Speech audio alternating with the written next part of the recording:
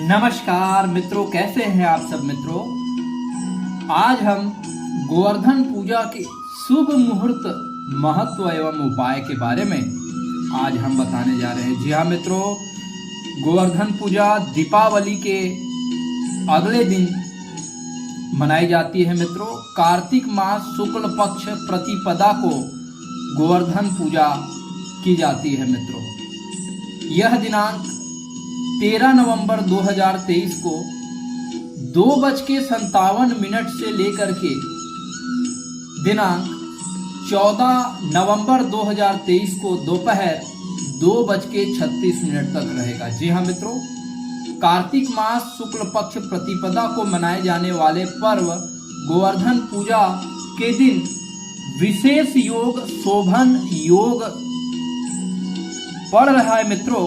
और प्रातः काल दिनांक 14 नवंबर 2023 को 3:23 से पूरे दिन भर ये पवित्र योग शोभन योग अत्यंत शुभ योग माना जाता है मित्रों। उदया तिथि के अनुसार शुभ मुहूर्त 14 नवंबर 2023 की सुबह 6:43 से लेकर के सुबह 8:52 तक शुभ मुहूर्त गोवर्धन पूजा का रहेगा मित्रों। यह प्रातः काल 2 घंटा 9 मिनट पर ये गोवर्धन पूजा का सबसे शुभ समय रहेगा मित्रों।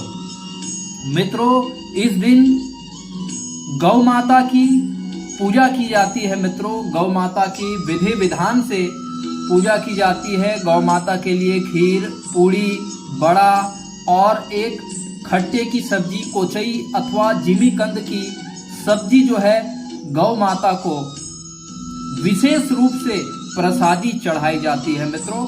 और गौ माता के जूठन को इस समय बहुत पवित्र प्रसाद के रूप में ग्रहण किया जाता है। जी हाँ मित्रों, और गौ माता की विधि विधान से पूजा एवं सेवा की जाती है मित्रों।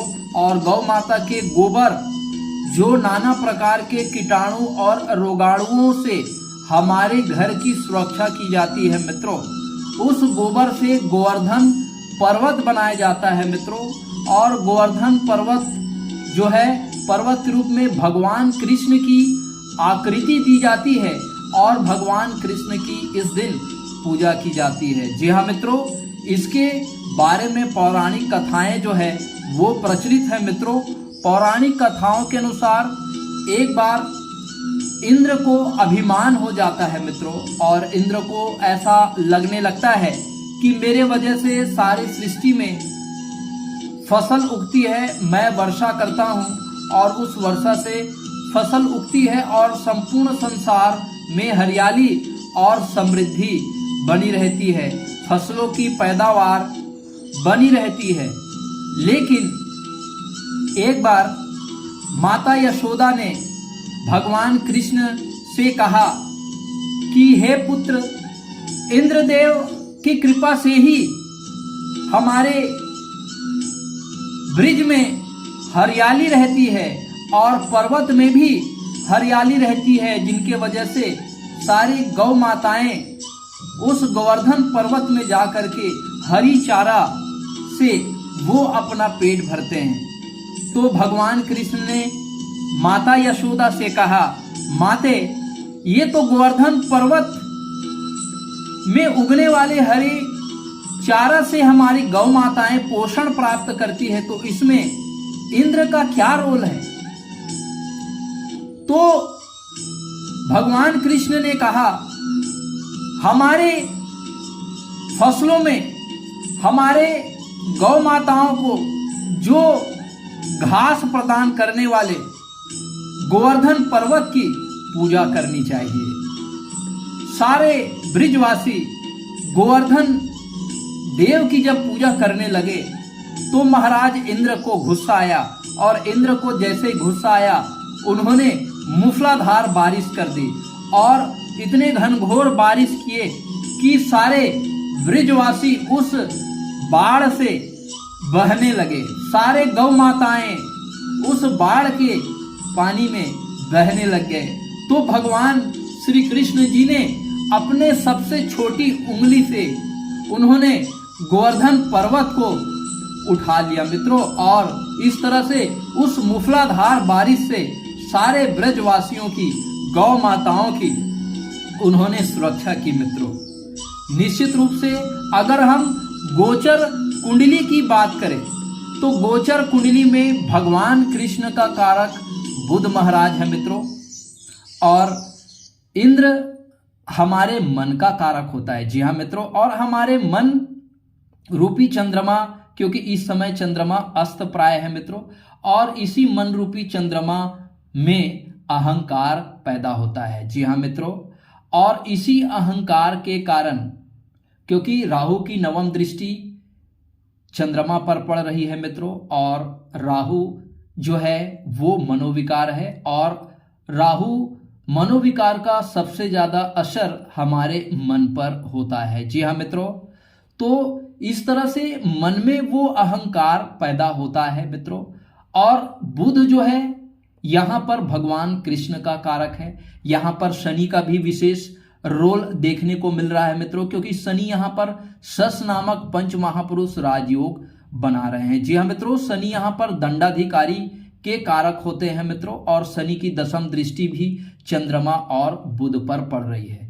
शनि बुध जो है वो चंद्रमा की मित्र राशि है। जी हाँ मित्रों, और बुध भगवान कृष्ण है, भगवान विष्णु के अवतार है, और शनिदेव जो है वो उस प्रकृति के अनुसार इन्हें दंडाधिकारी बनाया गया है। जब तक हमारे मन में कोई भी प्रकार का मनोविकार उत्पन्न होता है, जिस प्रकार इंद्र के मन में अहंकार उत्पन्न हुआ था, तो भगवान शनिदेव की दशम दृष्टि चंद्रमा पर पड़ रही है, और बुध देव भी यहां पर विराजमान है।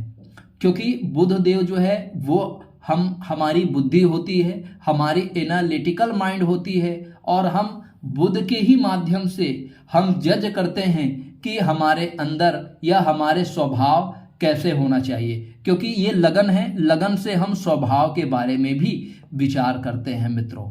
जी हाँ मित्रों, तो ये बुध हमें एनालिसिस करता है, सेल्फ एनालिसिस करता है कि हम सही हैं या गलत है। तो निश्चित रूप से मित्रों, जब हमारे अंदर मनोविकार आता है तो राहु हमारे चंद्रमा को ग्रसित कर देता है मित्रों, और उसके बाद जब चंद्रमा ग्रसित होता है तो हम अपने बुद्धि और विवेक का प्रयोग नहीं कर पाते, और हम अहंकारवश किसी का अपमान कर देते हैं या अधर्म, अनीति और अन्याय के कार्य करना प्रारंभ कर देते हैं। लेकिन यहां पर शनि की दशम दृष्टि चंद्रमा पर पड़ने के कारण, चंद्रमा पर शत्रु दृष्टि पड़ने के कारण ऐसे जातक के अहंकार का मर्दन होता है। जी हाँ मित्रों, चाहे वो अवतारी पुरुष भगवान श्री कृष्ण के रूप में हो, या कोई शनिदेव हमारे उस जो अपराध का वो हमें बोध कराता है, वो हमें अपने दृष्टि से वो हमें कष्ट देते हैं, रोग देते हैं, ताकि हम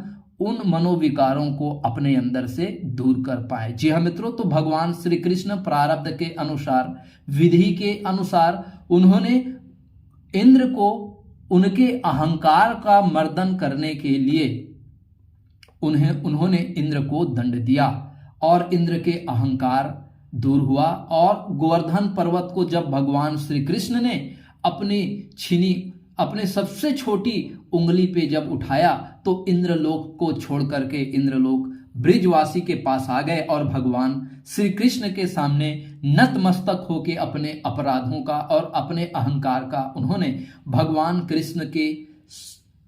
कृष्ण के सामने नतमस्तक होके उन्होंने क्षमा याचना की। जी हाँ मित्रों, तो यहाँ पर न्याय के देवता शनिदेव जो है वो शश नामक पंच महापुरुष राजयोग बना करके इंद्र के इस अहंकार का उन्होंने मर्दन किया मित्रों।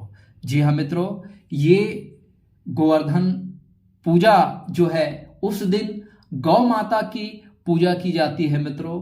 गौ माता के साथ भगवान कृष्ण की मूर्ति बना करके, गोबर से भगवान श्री कृष्ण की मूर्ति बना करके भगवान कृष्ण की पूजा की जाती है, ताकि भगवान कृष्ण भगवान विष्णु के अवतारी है, ताकि भगवान विष्णु के साथ साथ माता लक्ष्मी, क्योंकि गौ माता को लक्ष्मी का दर्जा प्रदान किया गया है मित्रों। शास्त्रों में गौ माता को हम कामधेनु मानते हैं। जी हाँ मित्रों, और ये कामधेनु के कारक जो है वो इच्छा पूर्ति के भाव में बैठे हुए हैं मित्रों। निश्चित रूप से माता लक्ष्मी की कृपा जो है वो हमें प्राप्त होती है। जी हाँ मित्रों, इस दिन गौ माता का विधि विधान से पूजा करने से निश्चित रूप से माता लक्ष्मी की कृपा हमें प्राप्त होती है मित्रों। और इस तरह से दीपावली का यह पर्व जो है हम सबके लिए हर्षोल्लास और आनंद का, सुख समृद्धि और सौभाग्य के साथ ये हमारे जीवन में उत्पन्न होने वाले समस्त प्रकार की दरिद्रता का ये नाश करती है। और गौ माता की अक्षुण्ण कृपा हम सभी भक्तों के ऊपर होती है मित्रों। दीपावली पर्व की आप सभी को बहुत बहुत शुभकामनाएं। गौ माता की कृपा आप सभी भक्तों पर बनी रहे मित्रों। इसी शुभ और मंगल कामनाओं के साथ परमात्मा आपको दीर्घायु प्रदान करे, निरोगी रखे, आपकी मनोकामना पूर्ण करे मित्रों। इसी शुभ और मंगल कामनाओं के साथ अब आपके एस्ट्रो फ्रेंड को इजाजत दीजिए मित्रों। प्रणाम, नमस्कार।